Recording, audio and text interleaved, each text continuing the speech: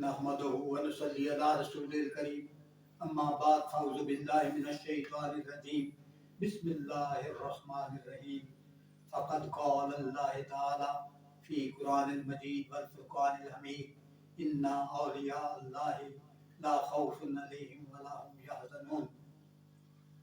حضرات گرامی قدر، ماہ رجب المرجب میں بر صغیر میں ایک ایسی ہستی دنیا میں تشریف لاتی ہیں جن کا نام خواجہ الدین نام رکھا گیا ان کا مبین الحق، اور القاب تھے ان کے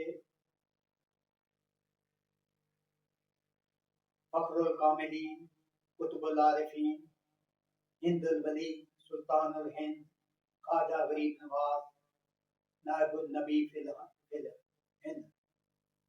آپ کے والد گرامی کا نام تھا غیاث الدین، وہ ایک عابد، زاہد، امیر تاجر اور با اثر شخصیت تھے۔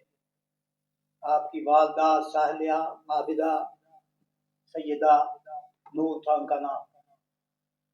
ان پیارے والدین کے گھر میں یہ تشریف لائے۔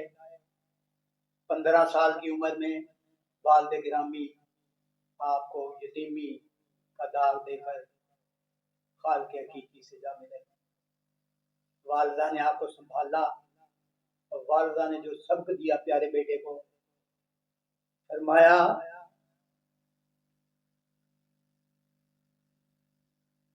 پیارے بیٹے، زندگی کے سفر میں ہر مسافر کو تنہائی کی اذیتوں سے گزرنا پڑتا ہے۔ تکلیفوں کے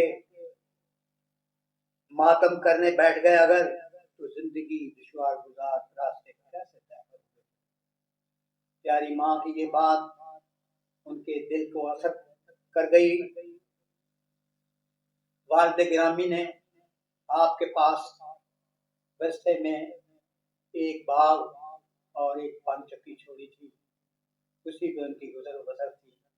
ایک دن باغ میں بیٹھے تھے، ایک بہت پیاری ہستی جن کا نام حضرت ابراہیم قندوری تھے، وہ تشریف لائے۔ حضرت معین الدین بڑی عاجزی انکساری کے ساتھ آپ کا استقبال کیا، اور اس روحانی شخصیت کو دیکھتے ہی دیکھتے مبہوت ہو گئے، اور بڑی عاجزی انکساری کے ساتھ ان کے ہاتھ پر بوسہ دیا۔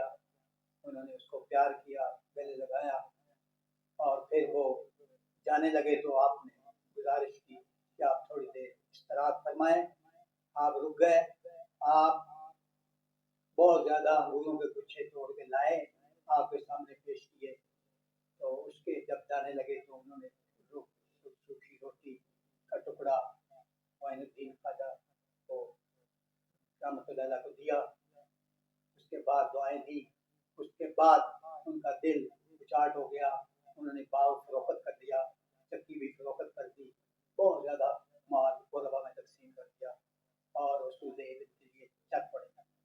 چونکہ ابتدائی تعلیم آپ نے والد گرامی سے حاصل کی تھی، قرآن پاک حفظ بھی کر چکے تھے، تو پھر وہ اصول تعلیم کے لیے سمرقند بخارا کی طرف روانہ ہو گئے۔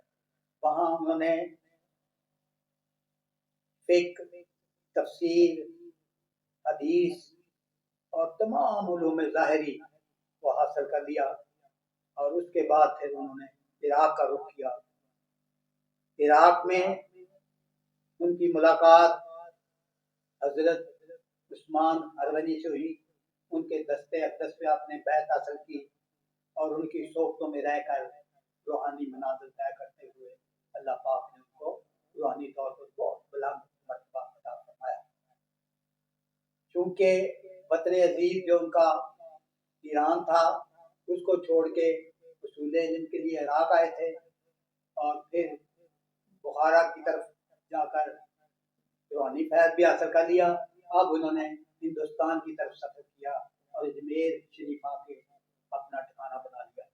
اجمیر شریف کو ہی پھر آپ نے اپنی تبلیغ اور تعلیم و تربیت لوگوں کو دینے کے لیے مستقل جگہ بنا دیں. اور چونکہ بہت زیادہ کفرستان تھا تو وہاں وہ بھجن گاتے تھے، تو آپ نے موسیقی کو بھی شامل کر لیا. اس کے ذریعے سے اللہ کی توحید اور حضور کی محبت لوگوں کے اندر دلوں دماغ میں جاری شروع کر دی، اور لاکھوں کے حساب سے لوگوں نے اسلام کو قبول کیا، دائرہ اسلام میں داخل ہو گیا. اس کے بعد ان کے دو بہت اولو العزم خلفاء، جن میں بابا فرید الدین شکرگن اور خواجہ بختیار کاکی رحمۃ اللہ علیہ تھے. انہوں نے بھی دین اسلام کو، اور اس کے بعد ساتھ خواجہ نظام الدین اولیاء، انہوں نے بھی دین کو بڑے صغیر میں پھیلانے میں بہت زیادہ کاوشیں کی. تو اللہ تبارک و تعالیٰ نے ان کو فروغ دین کا کام بڑے صغیر میں بہت زیادہ دیا. اس لیے اللہ پاک نے ان کو مقام بھی بہت بڑا بلند تھا. لاکھوں کے لوگ میں اب بھی رجب شریف میں جب ان کا اس مبارک ہوتا ہے تو دور دراز سے بڑے بڑے علماء اور بڑے بڑے لوگ عقیدت مند دنیا سے تشریف لاتے ہیں اور فیض حاصل کرتے ہیں. اس کے بعد آپ نے غوث اعظم رضی اللہ تعالیٰ عنہ کا عراق میں بھی یہ کتابوں میں آتا ہے کہ وہاں آپ سے ملاقات، تو اللہ تبارک و تعالیٰ نے ان سے کام دیا. آپ کا ایک مقولہ ہے، آپ نے فرمایا کہ لوگوں انسانیت کو احترام دو، انسانیت کی قدر کرو، انسانیت کو کی تذلیل نہ کرو. تو اس کے لیے ایک واقعہ آتا ہے کتابوں میں. آپ نے محفل لگی ہوئی تھی، ایک ان کے مرید تھے خستہ حال مقبول الحال، وہ بھی موجود تھے.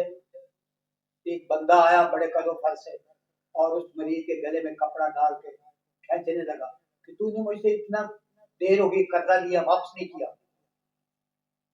حضور خواجہ معین الدین چشتی رحمۃ اللہ کی نظر پڑی تو آپ نے کہا کہ اس طرح اس کی تجدید نہ کرو، انسانیت کی وہ دے دے گا آپ کو. تو اس نے آپ رحمۃ اللہ علیہ کے سامنے بھی گستاخی کی اور کہا نہیں میں لے کے جاؤں. آپ رحمۃ اللہ علیہ نے چادر بچھا دی، جو آپ کے پاس تھوڑے سے دینار تھے وہ اس میں ڈالے. جو ہی دینار ڈالے تو ظاہر ہے مریدین اس وقت جو موجود تھے انہوں نے بھی اس میں ڈالنا شروع کر دیا، اور کافی درم کٹھے ہوئے. جب آپ نے کہا اس کو اٹھا لو تو آپ دیکھ رہے تھے جتنے اس کے دینار بنتے تھے وہ بھی اٹھا لیے، زائد بھی اٹھا لیے اور چلا گیا. کچھ عرصے کے بعد روتا ہوا بارگاہ خواجہ معین الدین میں پہنچا. ایک ہاتھ اس کا مفلوج تھا. کہنے لگا حضور مجھ پہ شفقت فرمائیں، یہ میرا ہاتھ جو ہے نا بالکل کام نہیں کر رہا، مفلوج ہو چکا ہے. آپ نے ظاہر ہے دعا کی، اللہ پاک نے سن لی اور ہاتھ اس کا صحیح سلامت ہو گیا. اور یہ جملہ مریدین کی تربیت کے لیے کیا کہ انسانیت کی تذلیل مت کرو. جب بھی کوئی موقع آئے تو انسانیت کا احترام مقدم سمجھو. اپنی جو بھی آپ کا لین دین ہے اس میں اس چیز کو ہاتھ سے نہ جانے دو. تو حضرت خواجہ معین الدین رحمۃ اللہ علیہ کا فیض آج بھی جاری و ساری ہے. پورے بر صغیر سے باہر نکل کے بھی آپ کے ماننے والے موجود ہیں. تو ہمیں بھی چاہیے، اللہ پاک کی دی ہوئی طاقت ہے ان کے پاس، وہ اللہ کے ساتھ جڑے ہوئے تھے اور اللہ نے ہی ان کو صاحب کرامات بنایا ہوا تھا تاکہ لوگ ان کی کرامتیں دیکھ کر، جس طرح انبیاء کے معجزے دیکھ کر لوگ کنورٹ ہوتے ہیں اللہ کی توحید کی طرف، اس طرح اللہ کے محبوب صلی اللہ علیہ وسلم لائے ہوئے دین کی بعد اب نبی تو آنا نہیں ہے. ان اولیاء اعظام کی وجہ سے ان کے تو دین نے پھیلنا ہے. تو لوگوں کو راغب کرنے کے لیے دنیا داروں کو کرامتیں بھی بیان کی ہوئی. اس لیے یہ کہنا کہ بابے یہ کرتے ہیں بابے وہ کرتے ہیں بالکل جہالت ہے. ضرورت اس سمجھ کی ہے کہ ان اولیاء کرام جنہوں نے خاص طور پہ بر صغیر میں پیارے آقا کریم صلی اللہ علیہ وسلم کے دین کے فروغ کے لیے شب و روز لوگوں کی محنت کی ہے، ان کی روحانیت کے لیے، ان کے روح کی تازگی کے لیے، ان کے دینی علوم کے ذریعے ان کی ग्रूमिंग की है, तरबियत की है, उसको जारी और सारी रहना चाहिए। और इन बुजुर्गों के कोई कभी कोई इल्तिफात नहीं होना चाहिए, इनके साथ जुड़ना चाहिए, इनकी जो तालीमात हैं उन पे अमल करने की कोशिश करनी चाहिए। अल्लाह तबारक व तआला हम सब पे अपना फजल करम फरमाए और हमें प्यारों के साथ इनके जोड़ों का सदका हुजूर सल्लल्लाहु अलैहि वसल्लम के दीन पर चलने वाला बनाए। और एक माहौल, इस गैर गुजरे दौर में दीन से दूर हो गए हम, इन्हीं की वजह से दीन कायम है। इन खानकाहों को अल्लाह तबारक व तआला आबाद रखे। इनमें जो भी अल्लाह के प्यारे लोग इस वक्त भी रूहानी तालीम दे रहे हैं, उनसे फैज़ हासिल करना चाहिए ताकि हमारी दीन और दुनिया सुधर जाए। वमा अलैना इल्लल